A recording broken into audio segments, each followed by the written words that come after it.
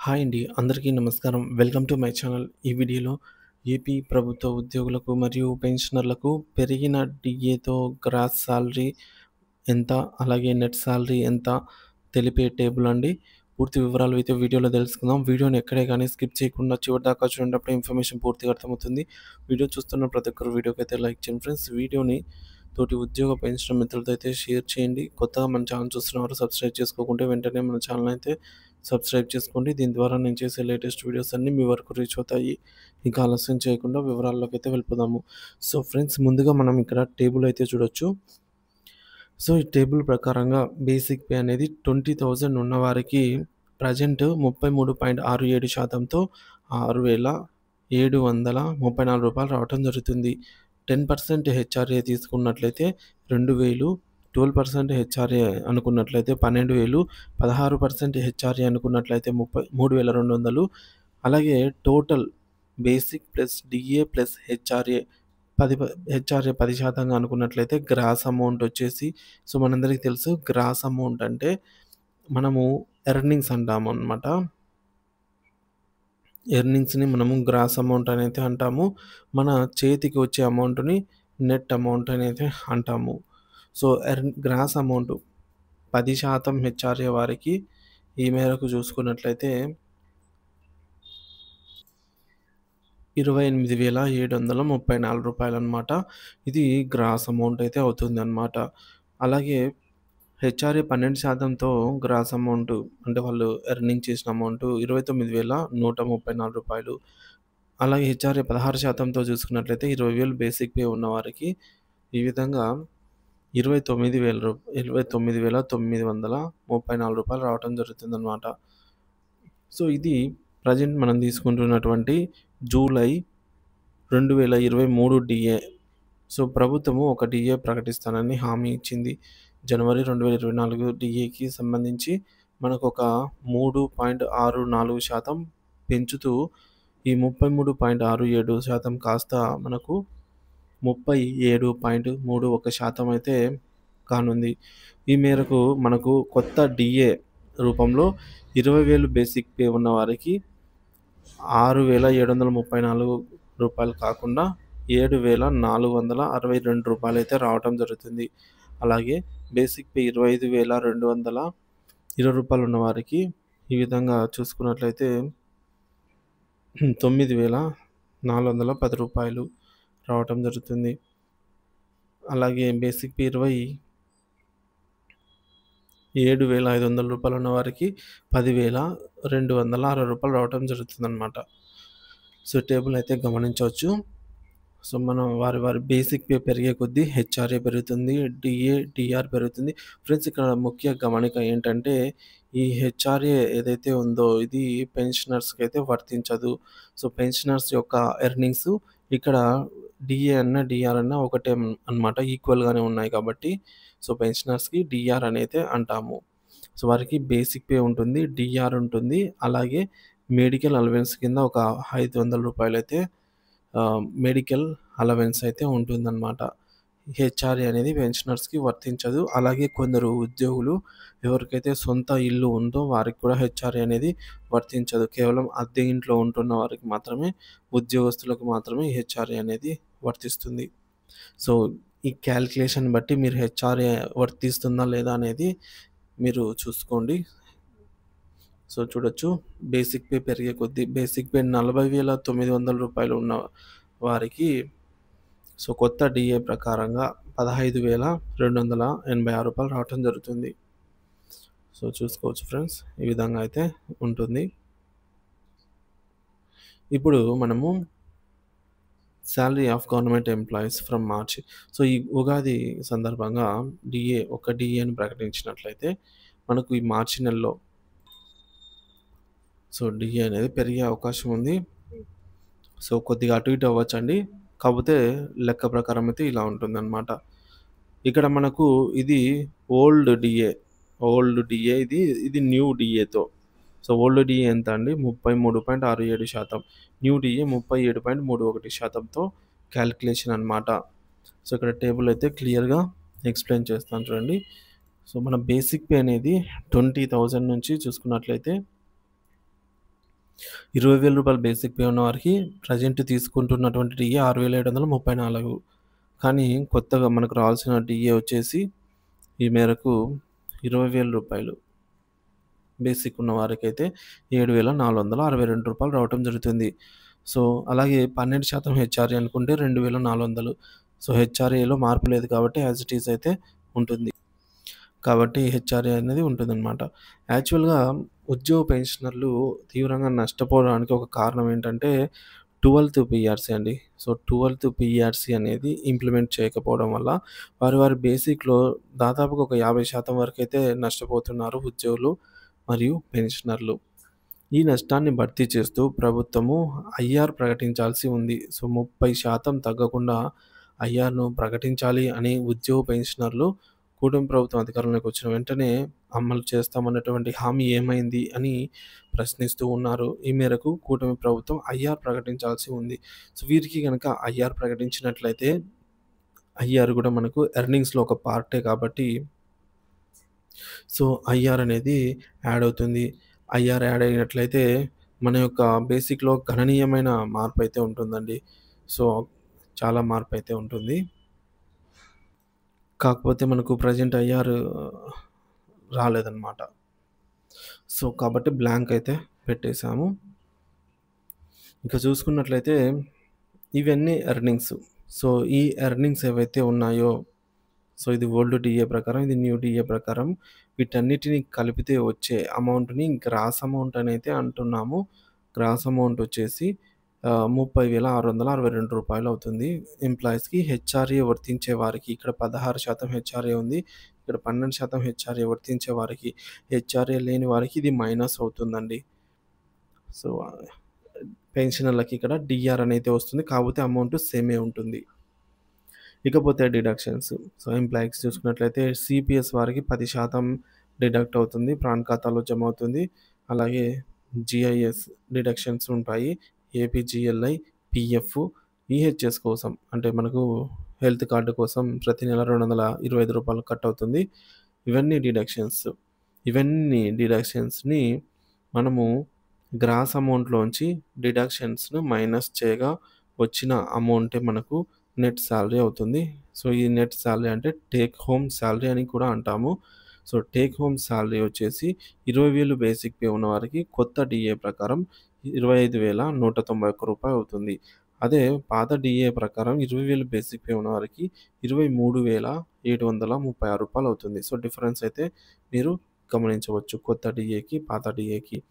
So, అదే రూ. 20,000 basic pay ఉన్నవారికి పర్ యానమ్ వచ్చేసి వారు సంపాదించుకున్న గ్రాస్ అమౌంట్ 12 నెలలకు గాను రూ. 3,49,608 అవుతుంది.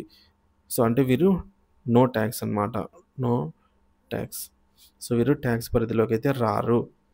అదే 20,000 బేసిక్ పే ఉన్నవారికి కొత్త డీఏ ప్రకారంగా చూసుకున్నట్లయితే రూ. 3,67,944 అవుతుంది. సో, వీరికి కూడా ఇక్కడ హెచ్ఆర్ఏ అనేది కలిపామండి. హెచ్ఆర్ఏ లేకపోతే ఇంత అమౌంట్ రాదు.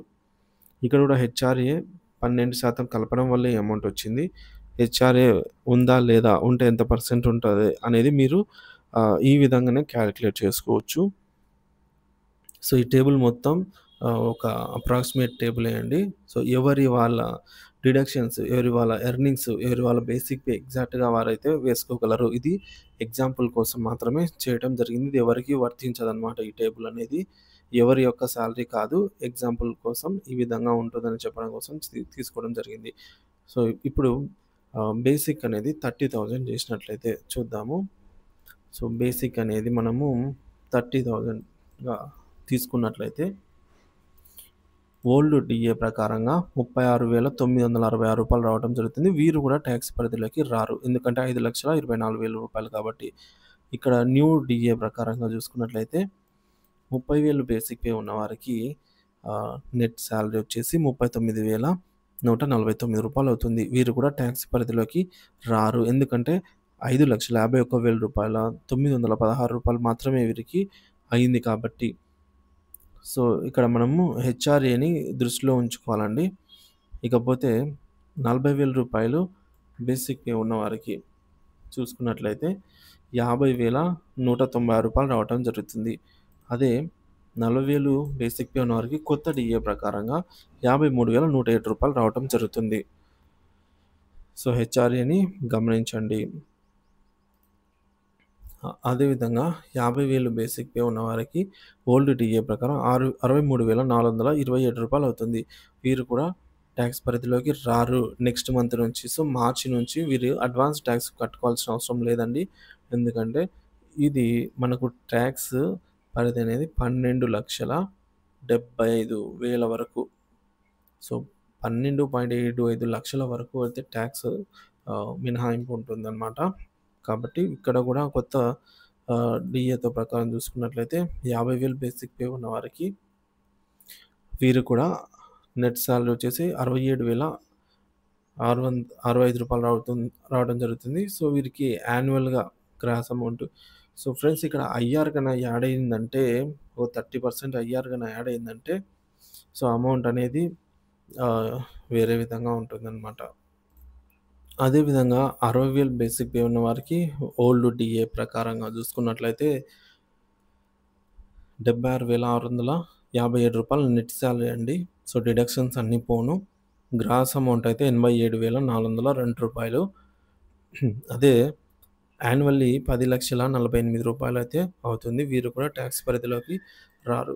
అదే కొత్త డీఏ ప్రకారంగా చూసుకున్నట్లయితే 60,000 బేసిక్ పే ఉన్న వారికి నెట్ గ్రాస్ అమౌంట్ వచ్చేసి రూ. 91,986 అవుతుంది. అదే నెట్ అమౌంట్ వచ్చేసి రూ. 81,022 అవుతుంది. వీరి యాన్యువల్ అమౌంట్ వచ్చేసి రూ. 11,03,835 అవుతుంది. వీరు కూడా ట్యాక్స్ పరిధిలోకి అయితే రారు. ఇంకా 70,000 బేసిక్ పే ఉన్న వారికి చూసినట్లయితే ఈ విధంగా బేసిక్ పే 70,000 ఉన్నవారికి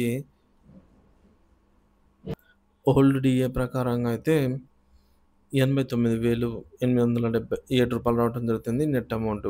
సో, గ్రాస్ అమౌంట్ అయితే రూ. 1,19,69 సో, ఇక్కడ యాన్యువల్ అయితే రూ. 12,23,628 అవుతుంది. అదేవిధంగా న్యూ బేసిక్ పే ప్రకారంగా చూసుకున్నట్లయితే 70,000 బేసిక్ పే ఉన్న వారికి చూడొచ్చు. సో, గ్రాస్ అమౌంటే 1,07,000 దాటిపోయింది. నెట్ అమౌంట్ వచ్చేసి రూ. 94,980 అయింది. యాన్యువల్ అమౌంట్ వచ్చేసి రూ. 12,87,000. అంటే ఇక్కడ చూడొచ్చు రూ. 12,75,000 ఇక్కడ క్రాస్ చేసింది. సేమ్ బేసిక్ పేతోనే అండి. సో, బేసిక్ పే అనేది 70,000 ఉంది. కానీ ఓల్డ్ డీఏతో చూసుకున్నట్లయితే ట్యాక్స్ పరిధిలోకి వీరు రారు. అదే కొత్త డీఏతో చూసుకున్నట్లయితే సో, బేసిక్ 70,000 కానీ వీరు ట్యాక్స్ పరిధిలోకి అయితే వస్తారనమాట. ఇక్కడ ఏదైతే 17,75,000కు అదనంగా వచ్చిన అమౌంట్ ఏదైతే ఉందో ఆ యొక్క అమౌంట్‌ని సో, 12,000 ఎక్స్ట్రా వస్తుంది. ఈ 12,000ని ఎవ్రీ మంత్ రూ. 1,000 అడ్వాన్స్ ట్యాక్స్ డిడక్షన్‌గా పెట్టుకున్నట్లయితే సరిపోతుంది. సో, మనందరికీ తెలిసిందే 12,75,000 దాటిన తర్వాత ఎంతైతే అమౌంట్ వస్తుందో అప్ టు 65,000 అంతవరకు మనము ఎక్స్ట్రా అమౌంట్‌ని మాత్రమే ట్యాక్స్ రూపంలో చెల్లిస్తామనమాట. సో, ఒక 1000 ఎక్స్ట్రా వచ్చినా దాన్ని మాత్రమే ట్యాక్స్‌గా కడతాము. ఎందుకంటే ఇక్కడ మనకు అందరికీ తెలుసు మార్జినల్ రిలీఫ్ ఎంఆర్ అనేది వర్తిస్తుంది. సో, 12,75,000 వరకు ట్యాక్స్ పడదు. ఆ తర్వాత 65,000 వరకు ఎంతైతే ట్యాక్స్ ఉంటుందో సో, 65,000 వరకు ఎంత ఎక్స్ట్రా వస్తే అది మాత్రం కడితే సరిపోతుంది. సో, ట్యాక్స్ గురించి మన ఛానల్‌లో అయితే వీడియో చేయడం జరిగిందండి. ఆ వీడియో కూడా చూడండి. కొద్దిగా క్లియర్‌గా ఐడియా అయితే వస్తుంది. So, coming to the point ఒకవేళ ఇక్కడ మనకు ట్యాక్స్‌ను డిసైడ్ చేసే ఫ్యాక్టర్స్ ఏవేవి ఉన్నాయంటే మన బేసిక్ పే పెరగకపోయినా కూడా సో, మన డీఏ పెరిగిన ట్యాక్స్ పరిధిలోకి మనము వచ్చే అవకాశం ఉంది. ఎందుకంటే ఇక్కడ డీఏ మాత్రమే పెరిగింది. Old DA, new DA. కాబట్టి డీఏ పెరిగితే మనం సేమ్ బేసిక్ పేతోనే ట్యాక్స్ పరిధిలోకి వచ్చే అవకాశం ఉంది. అలాగే మన హెచ్ఆర్ఏ పెరిగినా కూడా ట్యాక్స్ పరిధిలోకి వచ్చే అవకాశం ఉంది. అలాగే ఐఆర్ ప్రకటించినా సరే మన బేసిక్ పే పెరగకపోయినా ఈ 3 ఫ్యాక్టర్లలో పెరుగుదలను బట్టి మనము ఒకప్పుడు ట్యాక్స్ పరిధిలో లేని వారు కూడా మళ్ళీ ట్యాక్స్ పరిధిలోకి వచ్చే అవకాశం ఉంది. సో, ఈ విధంగా అయితే ఉంటుందన్నమాట. కాకపోతే ఇదివరకు మనకు 7.5 లక్షల వరకు మాత్రమే నో టాక్స్ ఉండేది. ఇప్పుడు మనకు దాన్ని పెంచి 5 లక్షల పైనే పెంచి 12,75,000 వరకు రిలీఫ్ ఇవ్వడం వల్ల చాలా అంటే చాలా మందికి ఉపశమనం లభించిందండి. చాలా అంటే చాలా సంతోషంగా అయితే ఉద్యోగ పెన్షనర్లు ఫీల్ అయ్యారు. ఎప్పుడైతే అనౌన్స్‌మెంట్ జరిగిందో ఆ టైంలో. సో, మనందరికీ తెలిసిందే. బడ్జెట్‌ను ప్రవేశపెట్టినప్పుడు చాలామంది ఉద్యోగ పెన్షనర్లకు ఊరట అయితే లభించింది. సో, ఇది ఫ్రెండ్స్ ఇవాల్టి వీడియో. వీడియో నచ్చినట్లయితే తప్పకుండా వీడియోకైతే లైక్ చేయండి. ఈ వీడియోని తోటి ఉద్యోగ పెన్షన్ మిత్రులతో అయితే షేర్ చేయండి. కొత్తగా చూస్తున్నవారు మన ఛానెల్ సబ్స్క్రైబ్ చేసుకోకున్నట్లయితే వెంటనే మన ఛానెల్ అయితే సబ్స్క్రైబ్ చేసుకోండి. దీని ద్వారా నేను చేసే లేటెస్ట్ వీడియోస్ అన్నీ మీ వరకు రీచ్ అవుతాయి. ఇక ఆలస్యం చేయకుండా ఇక మీ అభిప్రాయాన్ని కామెంట్ ద్వారా తెలియజేయండి friends. Thank you for watching this video.